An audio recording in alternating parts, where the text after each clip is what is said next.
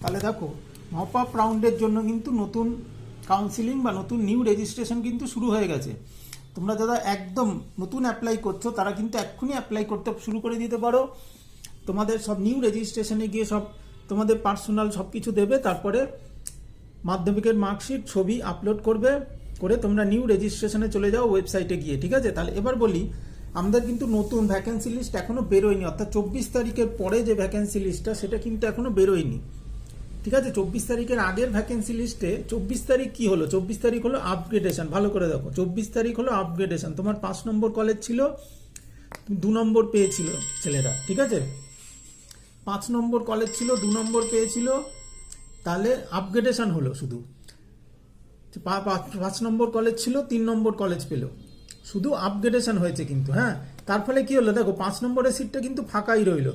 তাহলে 24 তারিখের আগে অবধি যদি 4000 সিট ফাঁকা থাকে, এই যে ভ্যাকেন্সি লিস্টটা 24 তারিখের আগের ভ্যাকেন্সি লিস্টে যদি 4000 সিট ফাঁকা থাকে এখানে, হ্যাঁ এরকম যদি 4000 সিট ফাঁকা থাকে, তাহলে কিন্তু এখনো সেই 4000 সিটই ফাঁকা থাকার কথা। মানে সিটটা ফাঁকা থাকার কথা সেমই, কিন্তু তার কিছুটা হেরফের হবে আর কি, সিট সংখ্যায় কিছুটা হেরফের হবে। ধরো ইলেকট্রিক্যালগুলো ভর্তি হবে, ইলেকট্রনিক্সগুলো ফাঁকা হবে, বা কম্পিউটারগুলো ভর্তি হবে, সিভিলগুলো ফাঁকা হবে, এইরকম। তাহলে কি দেখা যাচ্ছে ওভারঅল, আমি যদি একটা মোটামুটি একটা আইডিয়া দেই, নতুন ভ্যাকেন্সি লিস্ট পেলে আবার আজকে রাতের দিকে বা কালকে সকালে পেলে একবার আলোচনা করার চেষ্টা করব। কিন্তু আপাতত যেটা দেখা যাচ্ছে ট্রেন্ড দেখো, তাহলে civil, electronics and telecommunication, architecture, এগুলো মোটামুটি তোমরা কিন্তু পেতে পারো। এখন অবধি অনেক কলেজেই ফাঁকা আছে, সেটা একটু দেখে নেবে তোমরা অবশ্যই। ঠিক আছে, কি বললাম, ইলেকট্রনিক্স, টেলিকমিউনিকেশন, সিভিল আর আর্কিটেকচার। ঠিক আছে, আর কেউ কেউ যদি অটোমোবাইল নিতে চাও তাহলে অটোমোবাইলও কিন্তু ফাঁকা রয়েছে, সেগুলো তোমরা দেখতে পারো।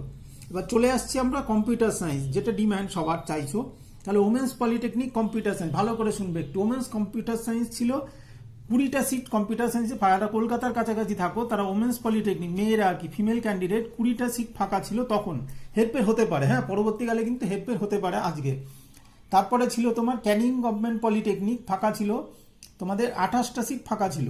ঠিক আছে, কালিয়াচকে 40টা সিট ফাঁকা ছিল, ইটাহারে 23টা, দার্জিলিংয়ে 33টা, নলহাটিতে 23টা, মুরারই গভর্নমেন্টে 37টা, বাবা সাহেব আম্বেদকর গভর্নমেন্ট যেটা 73 গভর্নমেন্ট পলিটেকনিকে 30টা কম্পিউটার সায়েন্সের সিট ফাঁকা ছিল 24 তারিখের আগে।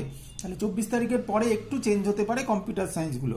এবার ইলেকট্রিক্যালে চলে আসো, ডিম্যান্ড অনেক আছে।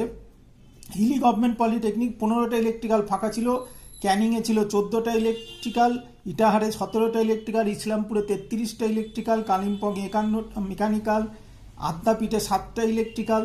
ঠিক আছে, হিলি গভর্নমেন্ট পলিটেকে 15টা ইলেকট্রিক্যাল, মেকানিক্যালও কিছু কিছু ফাঁকা ছিল। তাহলে তোমরা অবশ্যই